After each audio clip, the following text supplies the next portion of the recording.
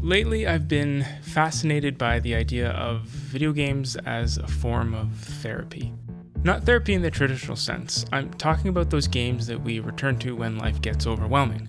The games that we fall back on when we're stressed, anxious, or burnt out. The games that somehow make us feel a little bit more okay. And for me, that game is, and always will be, Pokémon Blue.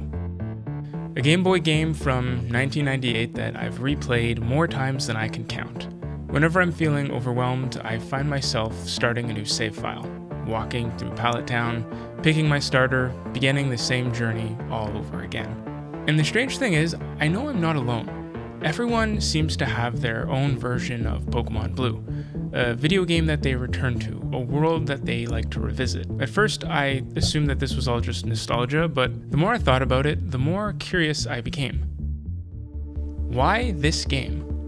Why do certain games become places that we retreat to? What is actually happening in our brains when we do this? While I was researching this topic, I had the opportunity to speak with someone named Andre Stam, a psychotherapist from London, Ontario, whose work immediately caught my attention. For more than 15 years, Andre has worked with children, teenagers, and families facing challenges ranging from anxiety and depression to grief, burnout, and major life transitions. But over the last several years, he's become known for something far less conventional. Instead of asking every client to sit down across from him and just talk, Andre sometimes hands them a controller. Andre specializes in a practice called video game assisted therapy, using video games as a tool to build trust and foster communication and to help clients engage with the therapeutic process. In this video, I'll be sharing a large portion of the conversation I had with Andre as we explore the relationships between video games and mental health. And according to Andre, the results can be surprising. Therapy is supposed to help, but what happens when someone becomes so overwhelmed by the idea of therapy and being vulnerable to a stranger that they resent it entirely? That's the problem that Andre ran into with a patient of his, a teenager who had spent weeks being examined, evaluated, and questioned by an endless stream of professionals, all searching for the same answers. The patient wanted absolutely nothing to do with any of them. I had a client who some events happened, and it basically resulted in about 2 weeks of being poked and prodded by doctors, social workers, therapists, psychologists, you name it, all trying to figure out what's going on with him. And he grew to hate anybody in the therapeutic field, and here I was, the newest member in that field, poking and prodding, trying to figure out what the heck's going on. It was, to date, one of the worst sessions I've ever had with a client. It was about 5 years ago now, but it was horrible. Aggressive, anger, frustration. He did not want to be there. And this is a young teenager, right? So he doesn't want to be there. So that was kind of the first catalyst. It's like, I need something else here. How are you going to reach somebody who hates therapy? Not because of anything he did, but because when something goes wrong in mental health, we throw therapists at that person like it's going out of style. And it just makes them want to do the one thing we need them to do. Open up. Tell us what's going on. Tell us how we can help. They don't want to because they're basically being bombarded. That experience left Andre with a question. If someone refuses to engage with therapy, can you meet them somewhere else?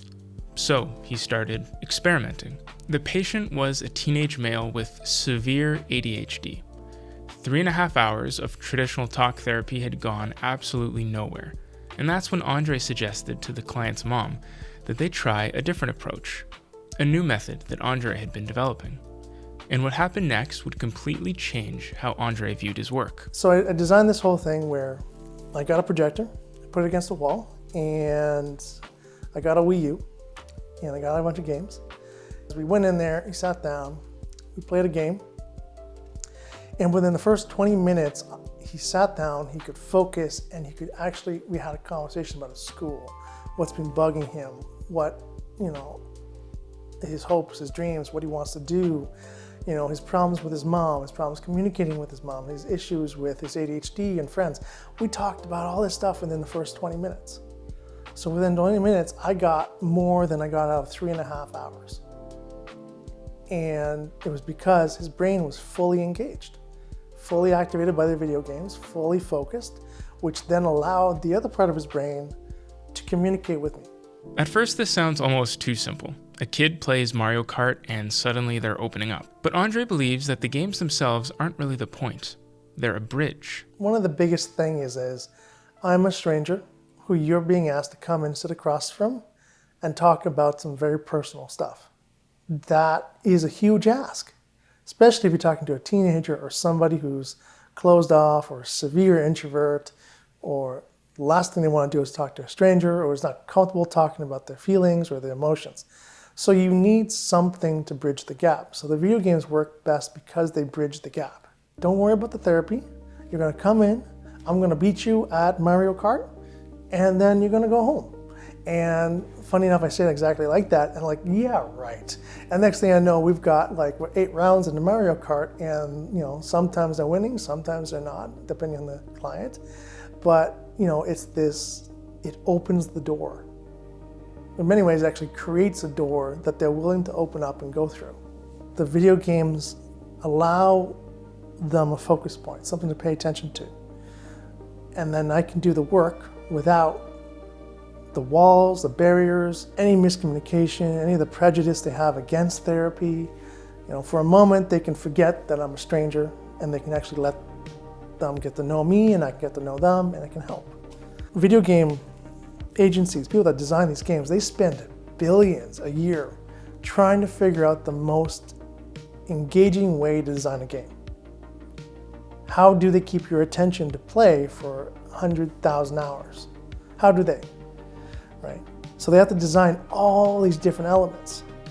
And in many ways, I'm simply taking advantage of the video game design to catch their attention, to hold it long enough to make a therapeutic difference, or at least build a therapeutic relationship, so that we can affect real change in their life. I'm just taking advantage of essentially what they've spent billions of dollars doing.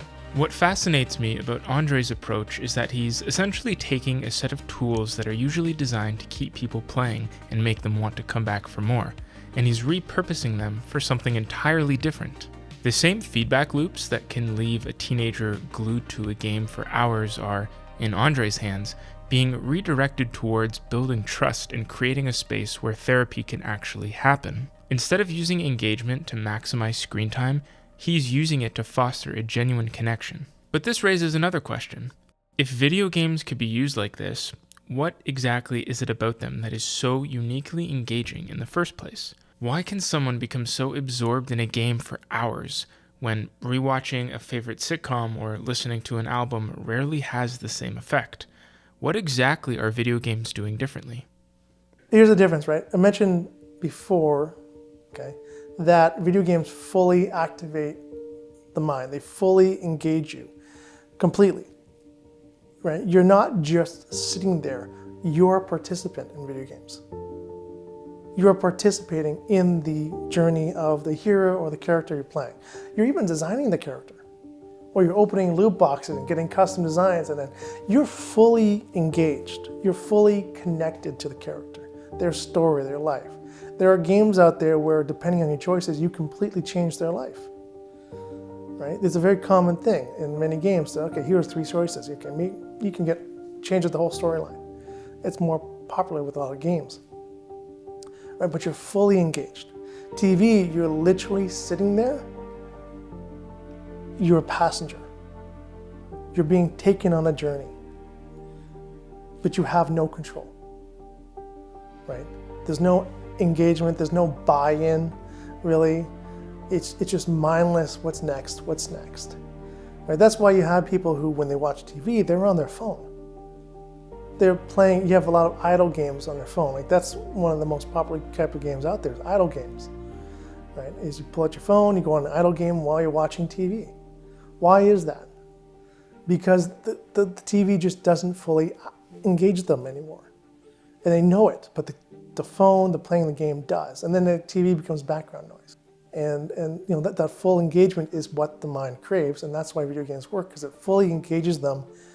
When we pull out the video games and it fully engages them, they're fully involved, they're a participant in the video game, and because it's therapy, they're also a participant in therapy at the same time. And here's where things get a little interesting, because Andre isn't just using games to start conversations. He's using them to create experiences, tiny little moments of frustration, failure, success, and he's turning those moments into lessons. So let's say you're playing Mario Kart and they lose. They go off the map. Happens to me all the time. And they get frustrated. An actual physical, mental manifestation of anger, frustration. So I pause the game and I go, okay, take a breath, and I'm going to teach them a therapeutic technique. For example, the extra breath, where you breathe in fully and then you force yourself to take a second breath and then you breathe out. Teach them that. Do that 4 or 5 times. They do it. They calm down. That experience is more valuable than anything else, because what we know from the research is he's going to go, she, they, them are going to go, and they'll do that for the next 6 months just because they experienced it firsthand. The nice thing about video games is then, okay, then we unpause and we play again, and because they're calmer, almost every single time they now play better. And every single time they at least perceive they're playing better, which then, it's that part of the video games that then reinforces the technique that I just taught them to calm down when they're feeling frustrated. By this point, I felt like I had a much better understanding of why video games can be such powerful tools for connection and emotional regulation. But there was still one question I wanted answered. The question that led me down this rabbit hole in the first place. Why do I keep returning to Pokémon Blue? Why is it that whenever life feels overwhelming, do I find myself starting the same journey over again? So I asked Andre what he thought. When we rewatch something, when we replay something, we do it for many reasons. So if you play a childhood game when you're a kid, when you were safe and things were easy and simpler times, when you replay it, in many ways you're trying to get back that feeling of security, of safety, of everything's going to be okay. That's one part of why we sometimes go back and revisit old games that we used to play as kids. I did it with StarCraft. And then StarCraft 2 came out and it was like, oh, sweet. But we do it, we all do it. We revisit. When things get stressful, we instinctively go to the thing that feels comfortable. And sometimes that's a video game, sometimes it's a book, sometimes it's a movie. It's why some people watch The Office on reruns, constantly watch The Office, or they'll constantly watch reruns of Bones, or insert other TV show movie here. They constantly do it for many reasons. It brings comfort, but what it also does is you know the story. You know what's going to happen next. You know what's coming. So it soothes your anxiety. I know what's coming next, so I don't need to be stressed out. I know how this ends. It's all good. In our lives, we don't know that. We don't have that security. We don't have that foreknowledge, and it gets overwhelming. And so some of the ways we instinctively almost try to deal with that is we find something that is knowable, that is guaranteed, that we do know. It's a form of regulation, a way to calm an overwhelmed nervous system. And for a surprising number of people, that tool happens to be video games. And it was this point in our conversation that I had to play devil's advocate and bring up the idea that many people tend to believe. Aren't video games just a big waste of time? Well, so many people don't have a safety blanket. Charlie Brown, you have that one character that brings that dirty blanket all around with him, right? A lot of people don't have it. That thing that puts their nervous system into standby mode, reduces their anxiety. When you have a long day, how do you power down? When you're agitated after a car accident, or riding your bike and someone almost hits you, or a really big meeting's got you ramped up, how do you afterwards calm down? How do you? So for me, it's Factorio, it's reading, it's wood carving, it's all these things that I have mastery over, right, that help calm me down. So it's good to have something like that. Because once you have that nervous system that's powered down, you're calm enough to then make a choice about where you want to go next. like when you're hyper aroused and your nervous system is going bonkers, you don't think clearly. What happens is your instincts take over. The problem with your instincts is they suck. They're designed from a time when we used to live in caves. That's our instincts, right? And that's kind of why they suck. They don't work for this day and age with the ways we have now. We rely on our instincts to do a bunch of different things to raise kids, and it works. You can't really use your instincts for dangers, for all these different things in the world, because theoretically we should be terrified of cars, but we're not. Theoretically, we shouldn't be afraid of spiders, but we are, right? Because instinctively, many, many centuries ago, spiders were the most dangerous thing. We didn't have anti-venom or ways of dealing with it that we have now. But now we have cars. We have 2-ton machines that are flying at us faster than 150 years ago we never thought possible, right? So our instincts are all over the place. So we need that thing to calm our nervous system down, to take us out of instinct mode to, okay, now I can think clearly mode. And if that's a video game, that's fantastic. So maybe I'm not going back to Pokémon Blue because I simply miss being a kid. Maybe I'm going back because that world feels familiar. I know every route, every gym leader, every piece of music. I know exactly what's waiting for me when I turn on the game. And in a world that often feels unpredictable, stressful, and overwhelming, there's something comforting about spending time in a place where nothing is unknown. A place that fully captures my attention and quiets everything else, even for a little while. It's easy for society to label video games as a big waste of time, but Andre describes it as regulation, a way to calm an overwhelmed nervous system, a safety blanket. Not necessarily an escape from reality, but a way to steady ourselves long enough to return to it feeling more present and better equipped to deal with whatever comes next. And for most of us out there, maybe that's been the case all along. I want to extend a huge thank you to Andre for taking the time to sit down with me and share his experiences. I genuinely learned a lot from our conversation, and I hope you guys did too. And also, these are the kind of videos I would love to keep making on this channel. Stories about video games. Stories about the people using them, studying them, creating them, and finding meaning in them. Conversations with interesting people who can help us better understand why these games matter so much to us. So if you enjoyed this video, consider leaving a like and subscribing, as it lets me know that there are other people out there who are just as curious about these kinds of stories as I am. Thanks for watching, and I'll see you in the next one.